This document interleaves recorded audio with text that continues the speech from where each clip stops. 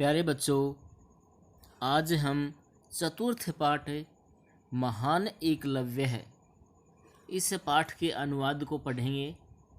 इसका हिंदी अर्थ है, उसका अध्ययन करेंगे।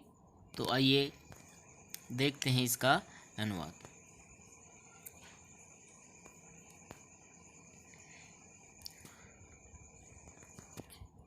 कि पुरा द्वापर युगे द्रोणो नाम्नः धनुर्विद्यायाः आचार्य अभवत्।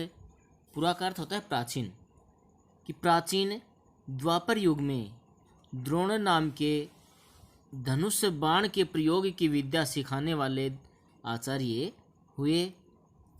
कि प्राचीन समय में द्वापर युग में द्रोण नाम के धनुष बाण के प्रयोग की विद्या सिखाने वाले आचार्य हुए। द्रोण नाम है, नाम का या नामक, धनुर्विद्या धनुष बाण चलाने की विद्या, आचार्य है, शिक्षक, अभवत हुए।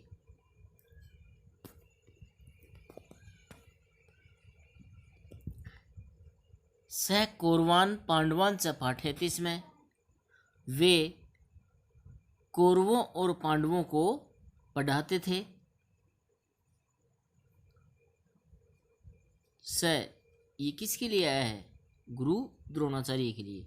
कि वे कौरवान कौरवों को, पांडवानाम पांडवों को, पाठयति स्म पढ़ाते थे।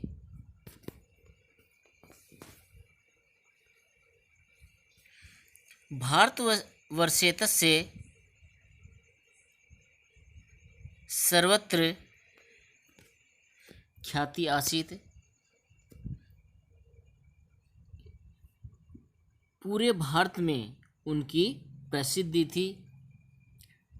वो धनुष बाण सिखाने की विद्या की प्रसिद्धि पूरे भारत में थी। द्रोणाचार्येण भगवतः परशुरामात् धनुर्विद्या शिक्षिता आसीत्। कि द्रोणाचार्य ने भगवान परशुराम से धनुष बाण की विद्या प्राप्त की। कि गुरु द्रोणाचार्य ने धनुष बाण चलाने की विद्या कहाँ से प्राप्त की थी? परशुराम से प्राप्त की थी।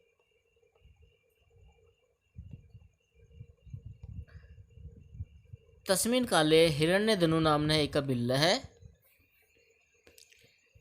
अभवत्।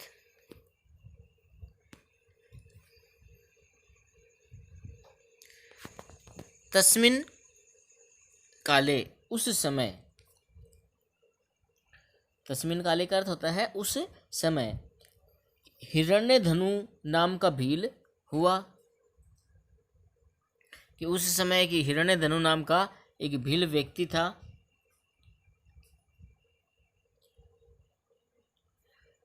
तस्य एकलव्यो नाम्नः तनयः आसीत्। उनके एकलव्य नाम का पुत्र था। तस्य उनके, किनके? हिरण्यधनु के। एकलव्य है, एकलव्य नाम्नः है, नाम का, तनयः पुत्र, आसीत् था। कि उनके हिरण्यधनु नाम, उनके एकलव्य नाम का एक पुत्र था। स धनुर्विद्यां शिक्षितुं द्रोणाचार्यस्य समीपम् अगच्छत्। वह धनुर्विद्यां धनुष बाण चलाने की विद्या को शिक्षितुं शिक्षा प्राप्त करने के लिए द्रोणाचार्य से समीपे, द्रोणाचार्य के पास में, अगच्छत् गया। कि वह धनुष बाण चलाने की शिक्षा प्राप्त करने के लिए द्रोणाचार्य के पास में गया।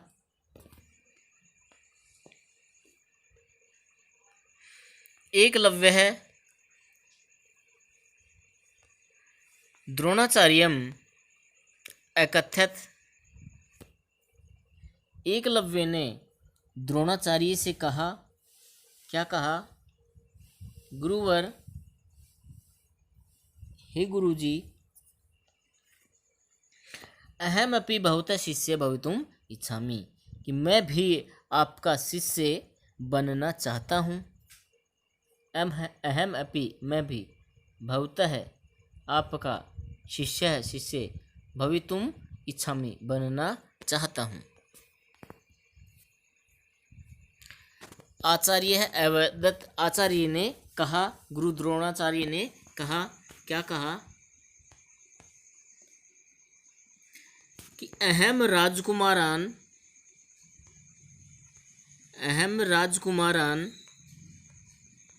पाठयामि, कि मैं राजकुमारों को पढ़ाता हूँ।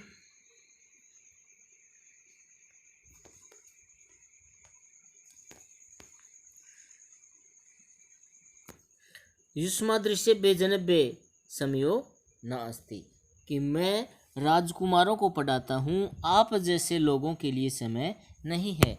युष्मादृश्येभ्यः, आप जैसे लोगों के लिए, जनेभ्यः लोगों के लिए, समय नास्ति नहीं है, आप जैसे लोगों के लिए समय नहीं है।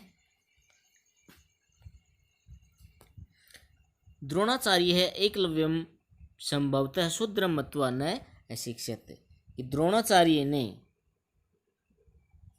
एकलव्य को शायद शूद्र मान करके शिक्षा नहीं दी।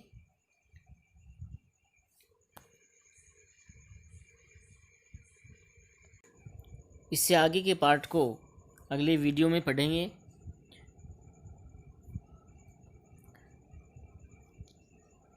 तो एक बार दोबारा देख लेते हैं अनुवाद को, कि पुरा द्वापर युगे द्रोणा नाम्नः धनुर्विद्या आचार्य अभवत्। पुरा प्राचीन समय में, प्राचीन द्वापर युग में द्रोण नाम का धनुष बाण चलाने की विद्या सिखाने वाले आचार्य हुए। स कौरवान पांडवान च पाठयति, इसमें वे कौरवों और पांडवों को पढ़ाते थे। तस्य भारतवर्षे तस्य सर्वत्र ख्याति आसीत, पूरे भारत में उनकी प्रसिद्धि थी। द्रोणाचार्येण भगवता परशुरामात् धनुर्विद्या शिक्षिता आसीत, कि गुरु द्रोणाचार्य ने भगवान परशुराम से धनुष बाण चलाने की विद्या प्राप्त की। तस्मिन् काले हिरण्यधनु नाम्नः एकः भिल्लः अभवत्, कि उस समय हिरण्यधनु नाम का एक भील, निषाद, भील का अर्थ होता है निषाद, भील एक जाति है, अभवत हुए।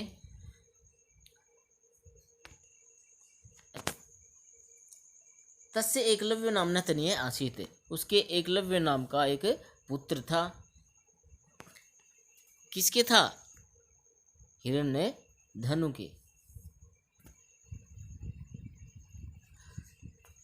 स धनुर्विद्यां शिक्षितुं द्रोणाचार्य से समीपे अगच्छत्, वह कौन? एकलव्य धनुष बाण चलाने की विद्या प्राप्त करने के लिए द्रोणाचार्य के पास में गए। वो एकलव्य द्रोणाचार्य के पास में गया। एकलव्य ने द्रोणाचार्य को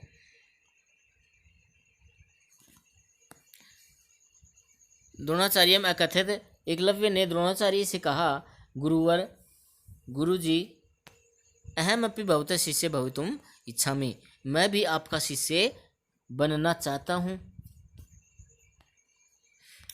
आचार्य है अवदत्त, आचार्य ने कहा, गुरुजी ने कहा, अहम राजकुमारान पाठयामि, मैं राजकुमारों को पढ़ाता हूँ।